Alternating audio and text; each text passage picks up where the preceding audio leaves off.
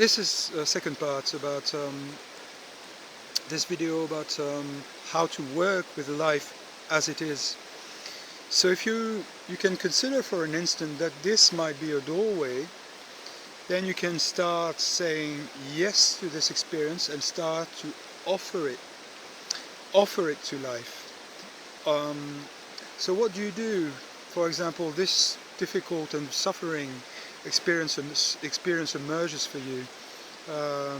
For example, one day, one morning, or it's been emerging now for some weeks or months. And what do you do with it?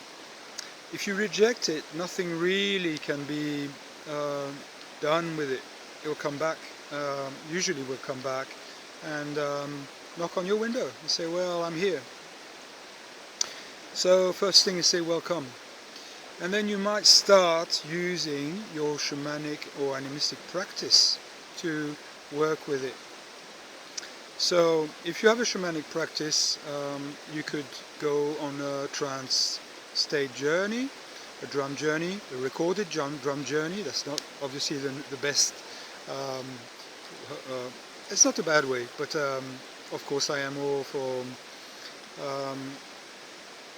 actual drum, but you could go on a drum journey, a recorded one. And you might go and speak with some of your allies, power animals, if you've started through kind of core shamanism.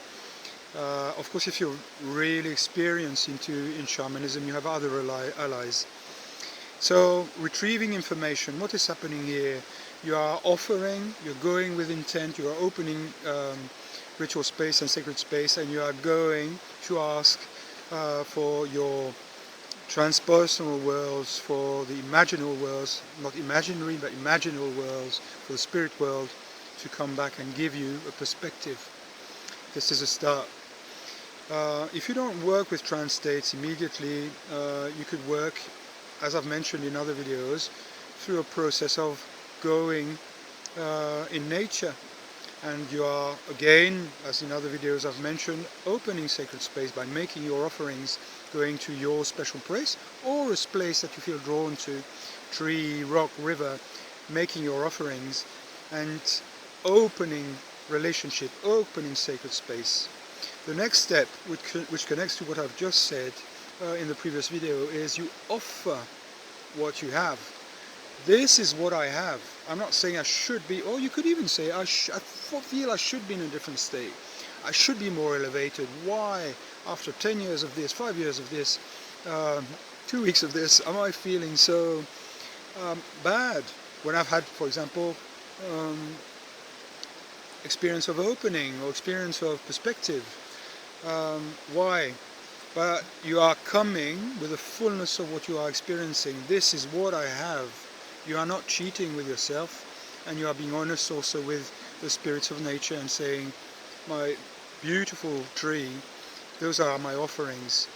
And you, as I've mentioned in other videos, you remind yourself to enter into a certain space when you make offerings.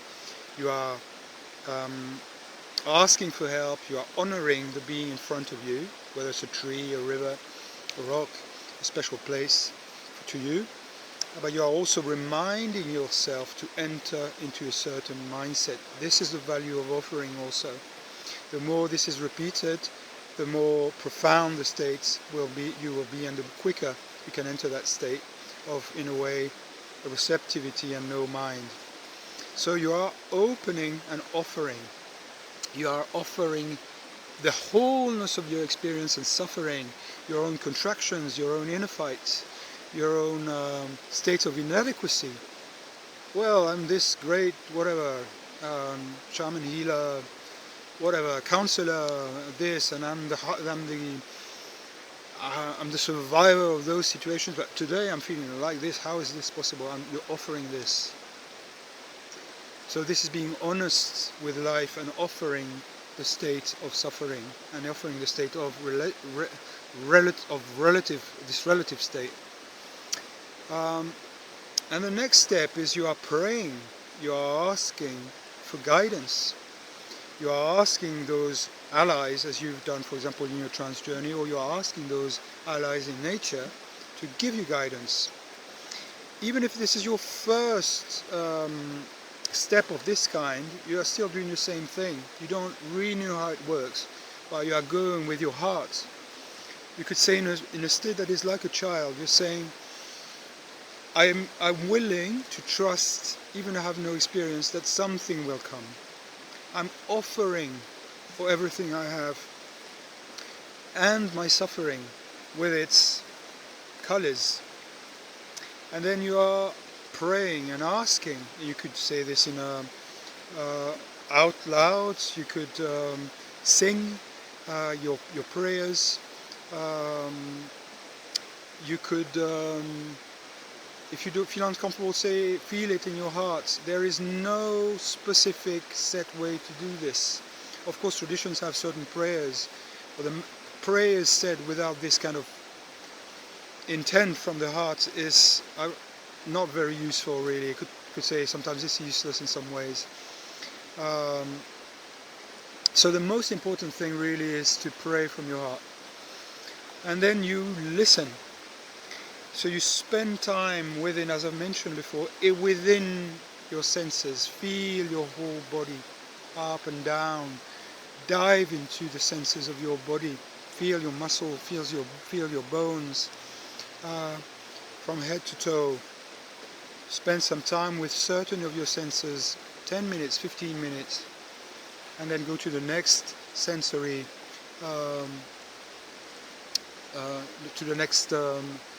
sensory pathway that you have. Go within your body and then open up, listen from your heart and from your body. So you watch, you listen, you are with that tree, with that river, with whatever being is there and presents itself for you. Some insects might come, some sensations might come also, feelings, moods, images, memories. Give them space. So you've offered your state of being, and you are now listening and trusting that what you are receiving, even if it's not some incredible vision coming from that tree, is communication. You might have an incredible vision, I don't know, but an incredible vision is meaningful if it is really meaningful to you. It's teaching you something, and in many cases if it's teaching you something practical that you can apply, where you can do something with it. Maybe this is not exactly the only thing. So in some certain cases you might just be with the moving within yourself. It doesn't necessarily lead to doing. So other types of experience will just move you and move you forward, and they will require that you listen, and you keep listening for the days and months afterwards. So this approach requires for us to trust in a way that contraction and darkness and even suffering is leading us somewhere. I know it's easy to say if you're suffering a lot, but you are invited in a way by those experiences to trust that they are not only a wall but a pathway. Just like depression, for example, a kind of longer state is not necessarily a wall. Maybe it's an invitation. Maybe it's an invitation to reconsider many things. Maybe that darkness is coming and banging on your window and saying, listen, maybe what you consider as the truth or as solid is not necessarily what makes you the most happy. So on a smaller level, for us it requires trusting that those experiences are inviting us, and then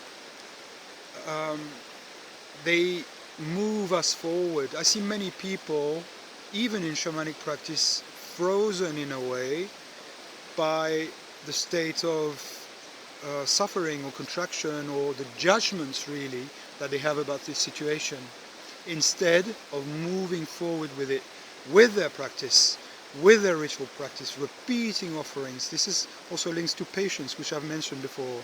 Repeating your offerings, repeating and moving forward, listening and starting to see the path forward, the journey forward. I'll make a third part to this video.